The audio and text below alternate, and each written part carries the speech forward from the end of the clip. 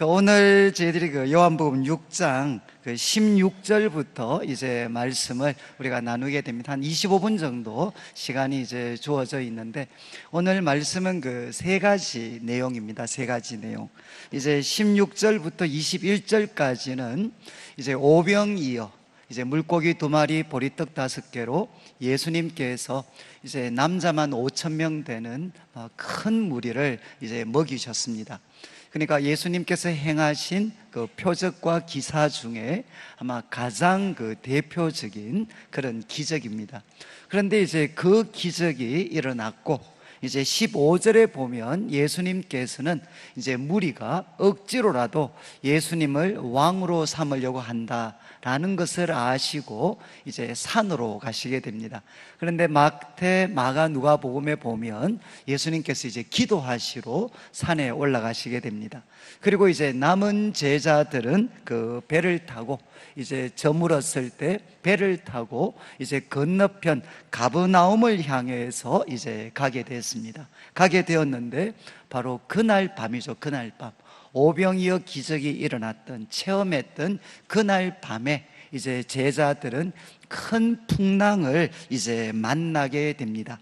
그래서 7절 말씀에 17절 말씀에 배를 타고 바다를 건너 가버나움으로 이제 가고 이미 어두웠습니다.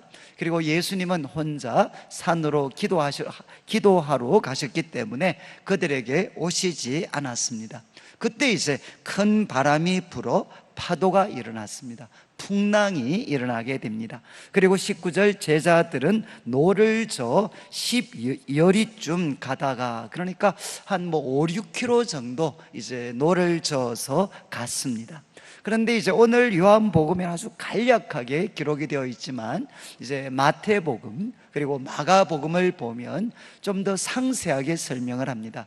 이제 이 갈릴리 바다에서 언제까지 고생하는가 하면 사경, 시간을 보면 사경점에라는 표현이 나옵니다. 사경은 우리 시간으로 하면 새벽 3시부터 6시 사이입니다. 그러니까 이제 새벽까지 지금 이 예수님의 제자들은 큰 풍랑과 바람과 지금 싸우고 있었습니다. 그런데 이제 그들에게 더 큰 문제는 예수님이 이렇게 같이 계시지 않습니다. 그리고 이제 예수님은 소위 육지, 산에 가 계셨으니까 제자들이 이렇게 어려움 당하는 사정을 알 수도 없고, 또 알아도 배가 없으니까 오실 수도 없습니다. 그런 상황에 제자들이 처해 있었습니다. 그런데 이제 19절 중반에 보면 예수께서 바다 위로 걸어 배 가까이 오시게 됩니다.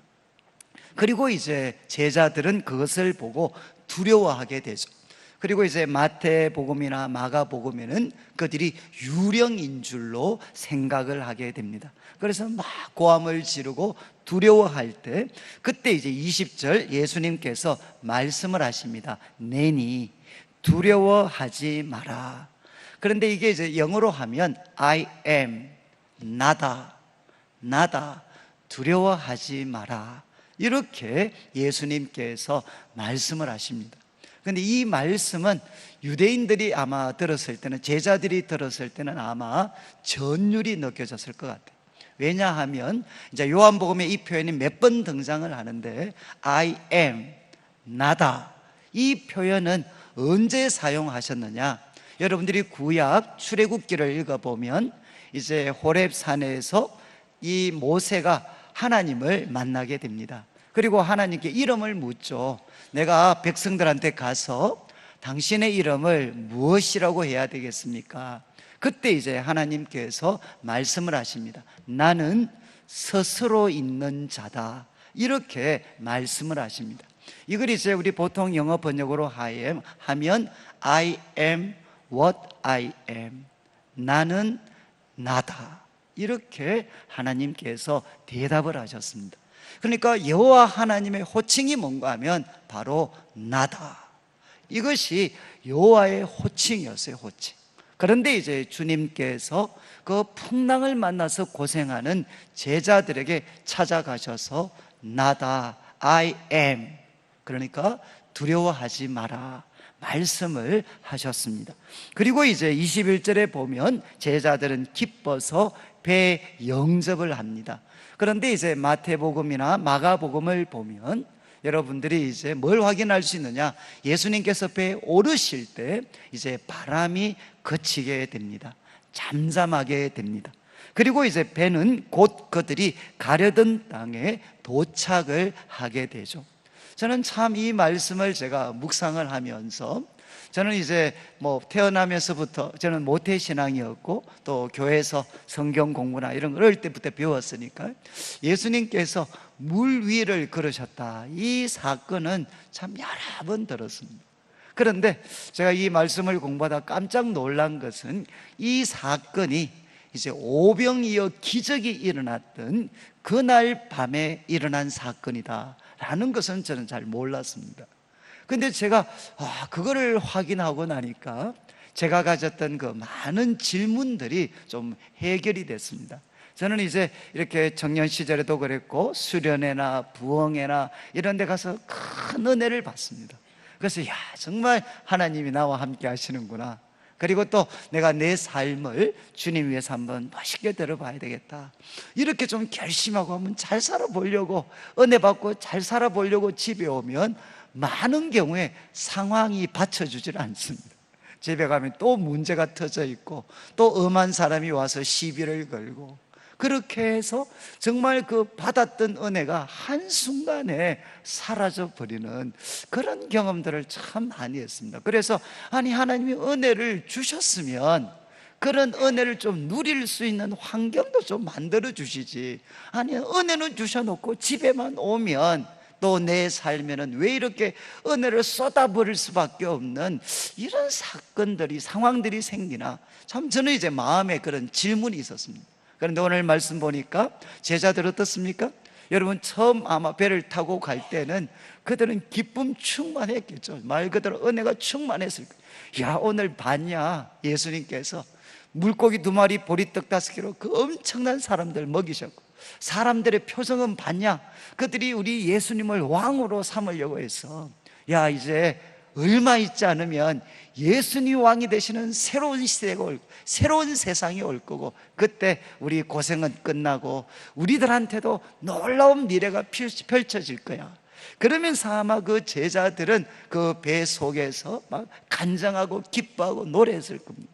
그런데 이제 갑자기 풍랑이 찾아왔고 그 풍랑이 새벽까지 계속되고, 또 살펴보니까 예수님은 계시지 않았습니다. 여러분, 오병이어 기적이 일어났던 그날 밤에도 갈릴리 바다는 잠잠하지 않았다는 겁니다.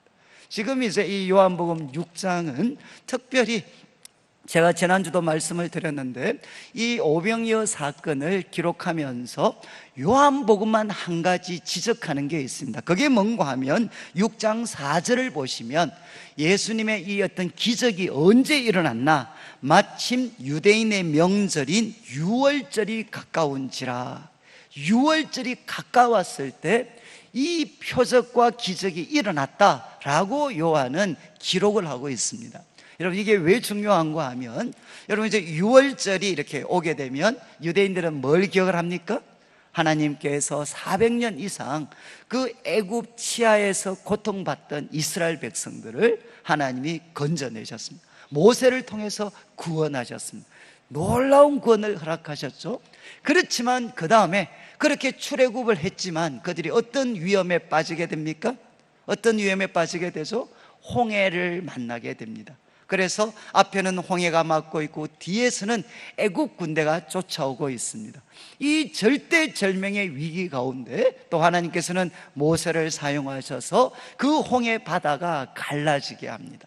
여러분, 구약 성경도 또 신약 성경도 성경에서 바다는 무엇인가 하면 요동치는 악한 세상을 우리에게 보여줍니다.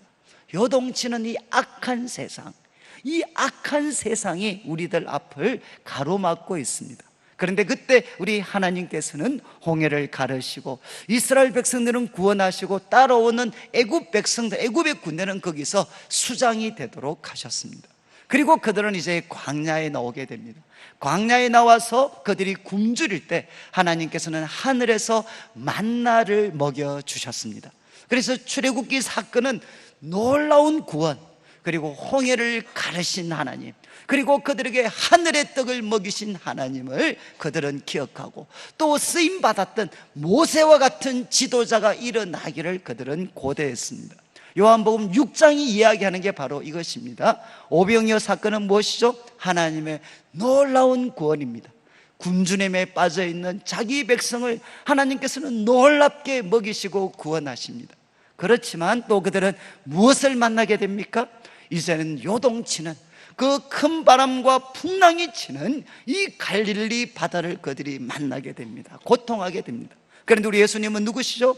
바로 그 갈릴리 바다를 밟고서 그 물 위를 걸어오시는 분이십니다. 이 요동치는 악한 세상을 능히 짓밟으실 수 있는 분이 누구시냐? 바로 예수님이십니다. 그분이 그 거센 파도를 밟으시고 걸어서 자기 백성들에게 찾아오시죠. 아무리 험한 바다도 하나님과 자기 백성을 갈라놓을 수가 없습니다. 예수님은 찾아오시고 그들에게 말씀하십니다. 나다, 두려워하지 마라. 사랑하는 성도님들, 우리는 아무리 이렇게 주일마다 은혜를 받지만 피할 수 없는, 부인할 수 없는 것은 무엇이냐? 우리들의 삶에도 이 요동치는 악한 세상 바다가 우리들의 삶의 풍랑으로, 큰 바람으로 찾아올 수 있습니다. 그러나 그때 우리는 두려워하고 놀라고 좌절하고 낙심하지만, 그러나 예수님께서는 이 거센 파도를 밟으시고 그 위를 걸어서 우리에게 찾아오시는 사랑과 능력과 지혜의 하나님이 누구시냐? 바로 예수님이십니다. 이제 예수님의 제자들은 풍랑을 잠잠케 하시는 예수님, 그리고 무리를 걸어서 그들에게 찾아오시는 예수님을 만나게 됩니다. 그리고 이제 22절에 보시면 그 다음날 일어났던 사건이죠. 이튿날 바다 건너편에 이제 무리들이 보니까 예수님이 계시지 않습니다. 그래서 예수님을 찾기 위해서 그들은 배를 타고 이제 가버나움까지 그들이 오게 됩니다. 그리고 이제 25절을 보시면 그들이 예수님을 만나게 돼. 그리고 예수님께 무슨 질문을 하느냐? 언제 여기 오셨습니까? 여러분, 예수님 만나기 위해서 말 그대로 물 건너서 이들이 배를 타고 이런 열심을 가지고 왔습니다. 그러면 예수님께서 야, 수고했다, 정말 이렇게 좀 격려를 해 주셔야 되는데, 예수님께서는 26절 그들에게 말씀하십니다. 내가 진실로 진실로 너희에게 이르는데 너희가 나를 찾는 것은 표적을 본 까닭이 아니요 떡을 먹고 배부른 까닭이로다. 예수님께서 그들을 향해서 내가 왜 이렇게 나를 찾아왔냐? 떡을 먹고 배불렀기 때문에, 떡을 먹고 배불렀기 때문에 나를 찾아왔다. 여러분, 이런 목적을 가지고 예수님을 찾아오는 것을 보고 우리는 이제 기복주의라고 이야기합니다. 이 땅에서 우리가 잘 먹고 잘 살고 성공하고 잘 되는 것, 바로 그것이 신앙의 목적인 것처럼 생각하면 그것은 기복주의입니다. 그리고 예수님을 찾아 나섰던 이 무리들과 같죠. 그래서 그들을 향해 예수님께서 27절에 도전을 합니다. 썩을 양식을 위하여 일하지 말고 영생하도록 있는 양식을 위하여 일을 해라. 그리고 이 양식은 인자가 너희에게 줄 것이다 라고 말씀하셨어요. 여러분, 썩을 양식을 위해서, 기복주의라고 말씀드렸습니다. 썩을 양식을 위해서 일하지 말고 영생하도록 있는 양식, 영의 양식, 하늘의 양식을 위해서 너희가 일을 해라. 이렇게 예수님이 도전을 했습니다. 그러니까 28절 이제 그들이 질문을 합니다. 여러분, 영생하도록 있는 이 양식, 썩지 않는 이 양식을 얻으려면 그들이 생각할 때는 하나님의 일을 해야 됩니다. 하나님의 일을 해야 이 양식을 그들은 받을 수 있다고 생각을 했습니다. 그래서 28절 그들이 질문하죠. 우리가 어떻게 하여야 하나님의 일을 할 수 있습니까? 저는 이제 신앙생활 오래 하지 않으신 분들이 저를 만나면 제일 많이 질문하는 게 바로 이겁니다. 목사님, 어떻게 해야 하나님의 일을 할 수 있습니까? 그런데 대부분 이제 그 질문은 교회와 관계되는 일을 하나님의 일이다라고 생각을 하셔요. 그래서 목사님, 저도 교회와 관련된 봉사 일들 해서 저도 하나님의 일을 좀 하고 싶습니다. 이런 질문 또 뜻을 나타내시는 분이 있습니다. 지금 이제 유대인들도 똑같았죠. 어떻게 해야 하나님의 일을 할 수 있습니까? 그런데 원문도 그렇고 영어 번역도 그렇고 여기 하나님의 일은 복수입니다. 복수. 어떻게 하면 우리가 하나님의 일들을 할 수 있습니까? 복수로 질문을 했습니다. 그런데 예수님의 답변 29절에 유명한 구절입니다. 오늘 이 구절은 외우셔야 됩니다. 예수께서 대답하여 이르시되, 이 강조가 원래 이렇습니다. 하나님의 일은 이것이다. 이것이 하나님의 일이다. 무엇이? 하나님께서 보내신 일을 믿는 것. 하나님께서 보내신 일을 믿는 것, 이것이 하나님의 일이다. 이렇게 예수님이 답변을 하셨습니다. 이때 하나님의 일은 단수입니다. 단수. 하나님의 일은 하나라는 거죠. 하나님께서 보내신 일을 믿는 것, 이것이 바로 하나님의 일이다. 이렇게 예수님이 답변하셨어요. 저도 참 말씀을 공부하다, 이 구절 공부하다 정말 충격받았어요. 야, 하나님께서 보내신 일을 믿는 것, 이것이 하나님의 일이다. 그런데 여러분, 믿는다는 게 뭐죠? 우리는 자꾸 믿는다는 것을 머리를 끄덕끄덕 하는 것, 지적으로 동의하는 것, 이것을 우리는 믿는다라고 생각을 합니다. 그런데 성경에서 믿는다는 것은 지적인 동의가 아닙니다. 성경에서 이야기하는 믿음의 가장 큰 핵심은 뭔가 하면 전적으로 자기 자신을 맡기는 겁니다. 헌신하는 겁니다. 헌신하는 것. 그래서 제가 제일 자주 예를 드는 게, 여러분, 우리가 이렇게 지금 큰 비가 오고 나면 한 번씩 시골길을 갈 때 이제 강이 하천이 막 흐르고 있습니다. 그런데 허름한 다리가 있어요. 허름한 다리. 그런데 그 허름한 다리를 내가 차로 건너가면 금방이라도 무너질 것 같습니다. 그런데 그 앞에 딱 편말이 붙어 있어요. 이 다리가 정말 넘어질 것 같이 보이지만 이 다리는 절대 안전합니다. 그러면서 그런 공고글이 딱 붙어 있습니다. 여러분, 내가 이 글을 믿는다면 어떻게 해야 되죠? 내가 이 글을 믿는다. 그러면 어떻게 해야 됩니까? 차로 그 흐름에 보이고 곧 무너질 것 같은 다리를 지나가야 됩니다. 그런데 내가 믿는다고 이야기하면서도 그 다리를 지나가지 않으면 그것은 믿는 것이 아니죠. 성경이 이야기하는 것은 무엇이냐? 바로 믿는 것은 뭔가 하면 자기 자신을 거기에 헌신하는 것입니다. 자기 자신을 거기에 맡기는 것입니다. 그래서 하나님의 일은 무엇이냐? 하나님께서 보내신 분 예수 그리스도, 이 세상을 구원하시기 위해서 하나님이 보내신 구원자 예수 그리스도를 믿고 그분에게 우리들의 삶의 모든 것을 맡기는 것입니다. 그리고 그분의 말씀에 순종하는 것, 이것이 뭔고 하면 바로 믿는 것입니다. 사랑하는 성도님들, 아마 우리 성도님들의 삶에 지금도 여러 가지 문제가 있을 것입니다. 그렇지만 여러 가지 문제가 있다 할지라도 우리는 무엇을, 하나님의 일은 무엇이죠? 하나님, 이 문제도 구원자이신 하나님께서 보내신 구원자이신 예수님께서는 능히 해결하실 수 있음을 믿습니다. 그러면서 우리들의 삶을 예수님께 맡겨드리는 겁니다. 우리 자녀들도 하나님, 우리 자녀들 주님께서 책임지실 수 있음을 믿습니다. 그리고 주님께 맡겨드리는 거죠. 그리고 우리들의 사업장도 우리가 주님께 맡겨드리는 거죠. 하나님, 구원자이신 예수님께 하나님 이것을 맡겨드립니다. 그래서 우리들의 삶 전체를 바로 예수님께 맡겨드리는 것, 이것이 뭔고 하면 바로 믿는 것입니다. 여러분, 하나님께서 보내신 자 예수님을 믿는 것이 무엇이냐? 하나님의 일이다. 이렇게 예수님은 말씀을 하셨어요. 여러분, 저와 같은 이제 목회자들은 어떻죠? 한 주일 내내 하는 일이 뭔고 하면 교회와 관련된 일입니다. 그래서 우리 성도님들이 보실 때는 하나님의 일을 하는 것 같죠. 그러나 예수님 말씀을 통해서 보면 어떻습니까?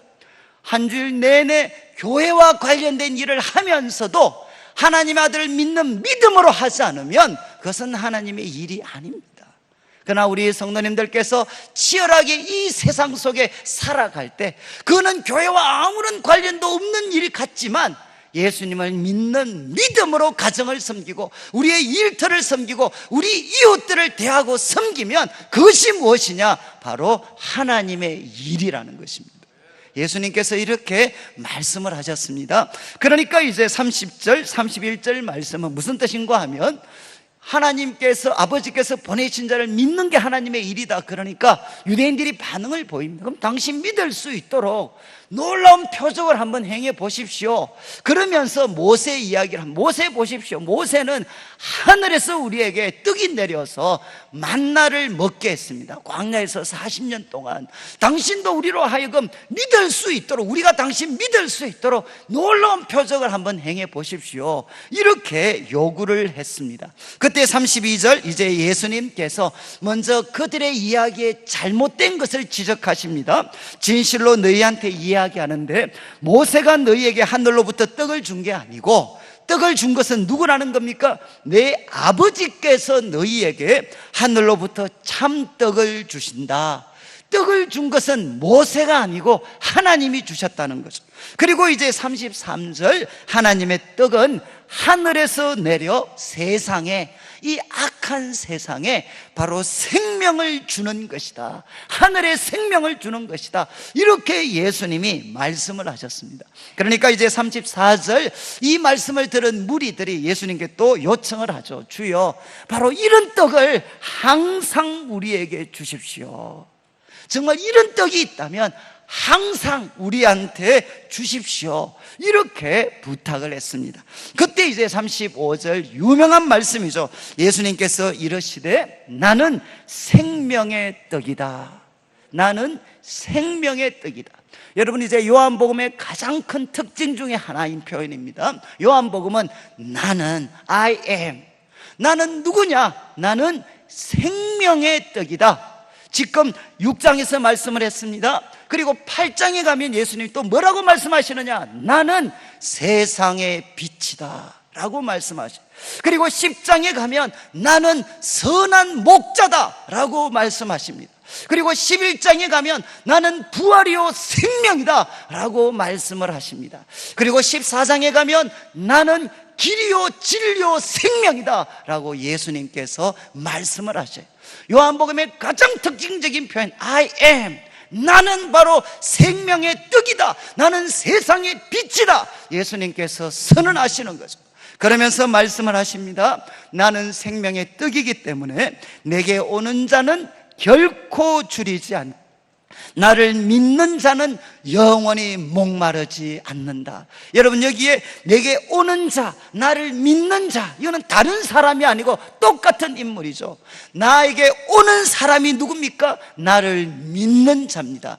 예수님을 믿는 자는 누구냐? 예수님께 오는 사람들입니다. 이 사람들은 예수님께서 줄이지 않도록, 목마르지 않도록 풍성한 삶을 허락해 주시겠다는 겁니다. 그런데 36절 그러나 내가 너희한테 이야기하는데 그러나 너희는 나를 보고도 생명의 떡인 나, 그리고 오병이어의 놀라운 표적을, 기적을 이루었던 그런 나를 보고도 너희는 믿지 않는구나.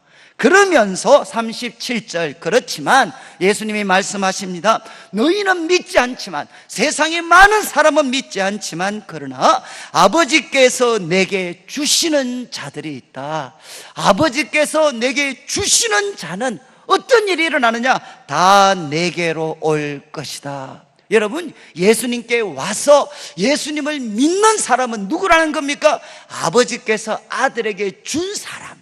세상 사람들은 예수님을 믿지 않고 예수님을 거부하지만 그러나 아버지께서 아들에게 준 자들은 예수님께 옵니다. 그리고 그들은 예수님을 믿습니다. 여러분, 이런 사람들에게 이제 예수님은 어떻게 대해 주시느냐? 37절 마지막을 보십시오.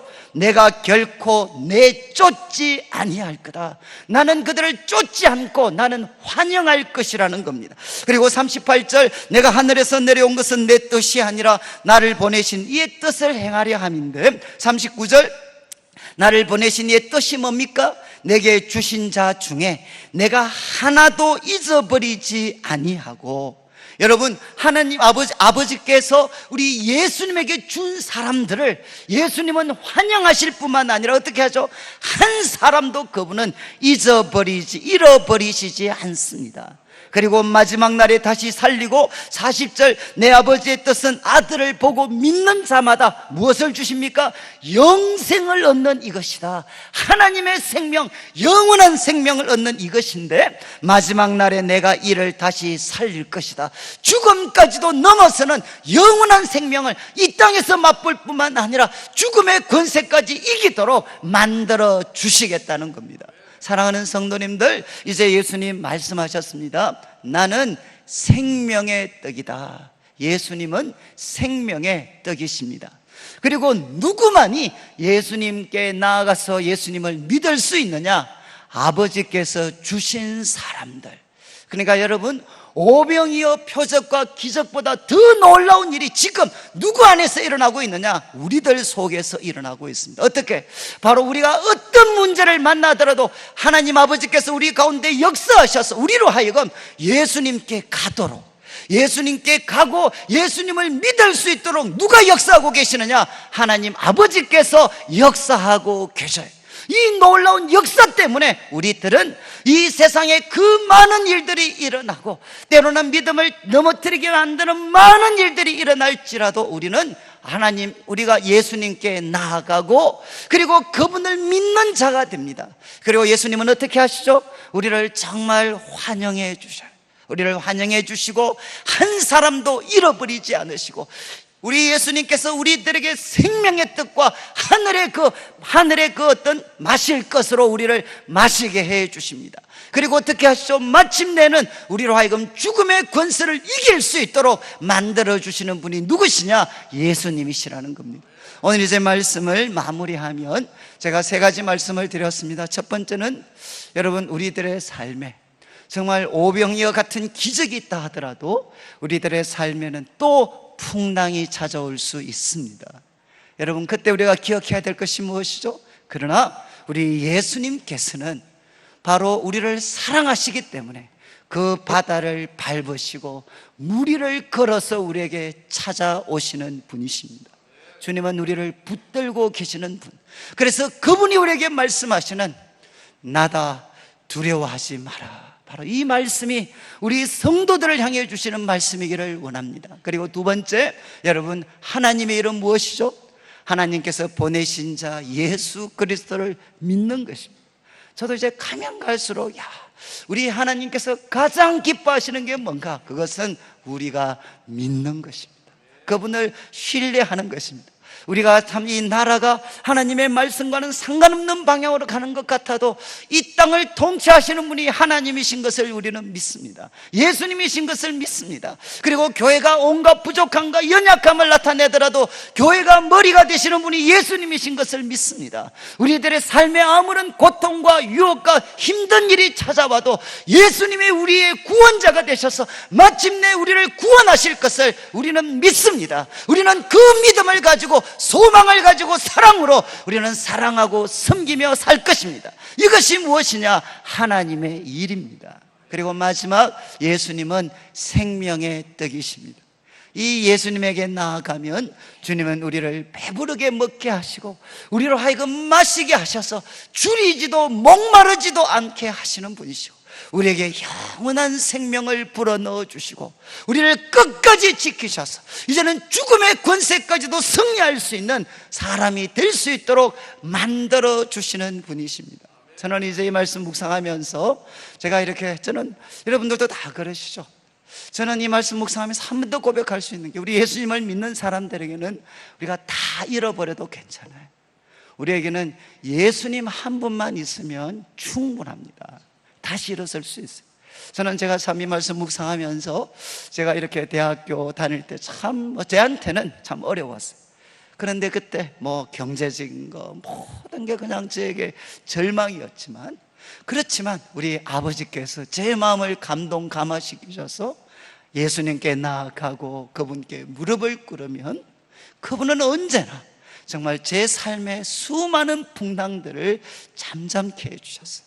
그리고 우리 예수님께서는 나아가기만 하면 이 세상에 먹을 것이 아니라 생명의 떡이 되는 말씀으로 예수 그리스도의 그 살과 피를 가시고 그 하나님의 사랑의 떡을 내 영혼이 마음껏 먹을 수 있도록 해 주셔서 내 삶은 곰핍하고 가난하고 보잘것없고 미래는 아무것도 보이지 않지만 하나님의 사랑, 하나님의 능력, 하나님의 그 지혜, 그것만 있으면 충분히 일어설 수 있구나. 저는 그래서 하나님을 가장 뜨겁게 사랑했던, 내 영혼이 가장 생생하게 살아있었던 순간은 사실은 가장 어려웠을 때였습니다. 사랑하는 성도님들, 저는 참 이 무더운 여름 우리가 보내게 되는데 저는 참 자꾸 그런 생각이 들어요. 우리 예수님을 믿는 분들이 너무 많이 가지고 있는 것 같아요. 너무 많이 가지고 있어요.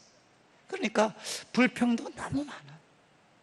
여러분, 우리한테는 예수님 한 분이면 충분합니다. 여러분, 우리 다 그런 기억이 있으시잖아요. 우리가 예수님 앞에 나아가서 그분 앞에 무릎을 꿇으면 우리 주님 찾아오셔서 환영해 주시고, 그리고 나 같은 사람 잃어버리지 않도록 지켜주시고, 하늘의 그 떡으로, 그리고 하늘의 그 생수로 우리를 먹여주시고 마시게 하셔서 여러분, 우리를 세상이 감당할 수 없는 하나님의 사람으로 만들어 주십니다. 이 은혜가 우리 성도님들의 삶에 넘치게 되시기를 주님의 이름으로 축원합니다.